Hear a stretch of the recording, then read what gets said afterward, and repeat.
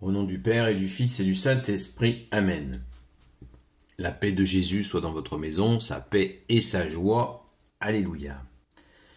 Je fais cette vidéo, j'avais dit que je la ferais dimanche soir, mais je la fais que maintenant. Et c'est une confusion que j'ai fait. J'ai fait la lecture dimanche matin de la messe anticipée du samedi soir. Voilà, mon erreur. Donc, pardon Jésus, mais c'est toujours très intéressant de cette fin du chapitre de Saint Jean. C'est un grand bonheur à méditer, à cogiter. Merci Jésus de nous aider à comprendre ce que tu souhaites que nous comprenions. Nous lisons donc le Saint Évangile selon saint Matthieu, chapitre 16, versets 13 à 19. Puisque dimanche, c'était la fête du grand Saint-Pierre et du grand Saint-Paul, c'est à ce sujet. La foi de Pierre et la promesse de Jésus. Jésus était allé dans la région de Césarée de Philippe. Là, il posa à ses disciples cette question. « D'après les gens, qui suis-je ? Qui est le Fils de l'homme » Et ils répondirent, « Pour les uns, tu es Jean-Baptiste, pour d'autres Élie, pour d'autres encore Jérémie, ou l'un des prophètes. » Jésus leur demanda, « Et vous, qui dites-vous que je suis ?» Simon prit la parole, « Tu es le Messie, le Fils du Dieu vivant. » Jésus lui fit alors cette déclaration, « Heureux es-tu, Simon, Bar-Yona, car ce n'est pas la chair et le sang qui te l'ont révélé, mais mon Père qui est dans les cieux. Et moi je te le dis, tu es pierre, et sur cette pierre je bâtirai mon église, et les forces de mort ne l'emporteront pas sur elle. Je te donnerai les clés du royaume des cieux, ce que tu lieras ici sur terre sera lié dans le ciel, et ce que tu délieras sur la terre sera délié dans les cieux. » Merci Jésus pour ta parole.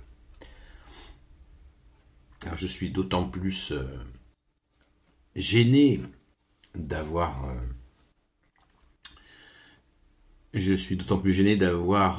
fait cette erreur à propos de la messe anticipée, parce que je ne suis pas du tout en accord, et je n'y participe pas bien sûr, aux messes anticipées du samedi soir. Je trouve qu'il y a quelque chose là qui n'est pas juste, qui n'est pas dans la vérité de faire une messe le samedi soir pour ceux qui ne peuvent pas aller à la messe le dimanche. Quand on ne peut pas aller à la messe le dimanche, eh bien il y a la communion spirituelle que nous pouvons faire, évidemment. La messe, comme si on pouvait anticiper le dimanche, c'est assez étrange comme concept et récent. Voilà, je ferme la parenthèse. Revenons à la joie de l'Évangile. Merci Jésus. C'est un pléonasme, la joie de l'Évangile, parce que l'Évangile veut dire la bonne nouvelle. Alors, Simon Pierre, le grand Saint-Pierre, déclare « Tu es le Messie, le Fils du Dieu vivant ». Eh bien, notre grand Saint-Pierre, puisque je vous ai parlé de Saint Jean, eh bien, parlons de Saint-Pierre, puisque c'était ce moment magnifique où on va se rappeler que les deux colonnes d'appui de la vérité sont Saint Pierre et Saint Paul. Les colonnes d'appui de la vérité de l'Église catholique, de la Sainte Église catholique apostolique. Et c'est extraordinaire de voir que Saint Pierre, un pêcheur de poissons, eh bien, est touché par Dieu le Père, pas moins, Jésus le dit lui-même. « Heureux es-tu, Simon Bar-Yona, car ce n'est pas la chair et le sang qui te l'ont révélé, mais mon Père qui est dans les cieux. Et moi je te dis, tu es pierre, et sur cette pierre je bâtirai mon église, et les forces de mort ne l'emporteront pas sur elle. Je te donnerai les clés du royaume des cieux. Ce que tu lieras ici sur terre sera lié dans le ciel, et ce que tu délieras sur la terre sera délié dans les cieux. » Saint Pierre n'était pas un intellectuel. C'est-à-dire, je n'aime pas trop la classification, c'était un manuel. Je n'aime pas trop cette classification et je vais vous dire pourquoi. Parce que c'est une classification très franco-française mais quand même assez récente, où on va considérer que l'intellectuel y réfléchit et le manuel, c'est quelqu'un qui sait pas grand-chose, c'est un imbécile, mais qui fait quelque chose. Voilà, il fait quelque chose de ses mains. Voilà. Ça, c'est absolument insupportable, insupportable. Et nous en avons la preuve dans l'Évangile. Que Saint Pierre était quelqu'un qui était dans la foi et qui était dans la réflexion aussi par rapport à la religion en général, puisqu'il était disciple avec Saint André, il était disciple de Saint Jean-Baptiste. D'ailleurs, Saint Jean-Baptiste a envoyé Saint André et Saint Pierre demander à Jésus s'il était le Messie, et Jésus leur a fait cette réponse extraordinaire, magnifique. Il leur a dit, les aveugles voient, les sourds entendent, les muets parlent, les boiteux marchent, et même les morts ressuscitent. Et là, ils ont compris, ils sont retournés vers Saint Jean-Baptiste, il leur a expliqué, ben oui, c'est clair. Les signes sont là, les œuvres sont là. Merci Jésus. Jésus a dit, si vous ne croyez pas en moi, croyez aux œuvres. Eh bien, l'annonce du Messie a été faite de cette manière-là par Jésus auprès de ces deux-là, Saint André et Saint Pierre, qui montrent bien qu'en étant disciples de Saint Jean-Baptiste, ils devaient certainement avoir bien des réflexions sur la venue du Messie et sur la foi en général. Voilà. Donc, il y a des personnes qui travaillent de leurs mains, qui sont tout à fait spirituellement, qui ont tout à fait des connaissances spirituelles, c'est à n'en pas douter. L'intellectualisme, c'est très bien, mais le problème, c'est que l'intellectuel il a tendance à tourner en boucle sur lui-même et sortir un peu trop de la vie de tous les jours, de la plupart des gens, et ce qui fait qu'on ne le comprend pas, et il a tendance à remettre en question tout et son contraire, et ça peut être extrêmement dangereux. D'ailleurs, on le voit, Jésus bâtit son Église justement sur un homme qui fait le lien entre les aspects pratiques et bien sûr la réflexion. Puisque, je viens de le dire, Saint Pierre n'est pas sans réflexion. Et c'est cet homme-là que Jésus a choisi, parce qu'il ne veut pas que justement tout parte dans la stratosphère. Jésus veut que son Église soit incarnée, et Saint Pierre a réussi. La preuve, l'Église est encore là. Donc merci au grand Saint Pierre d'être qui il est, un homme qui travaille de ses mains, qui a travaillé de ses mains, et qui a accompli la mission que Jésus lui a donnée. Merci, grand Saint-Pierre.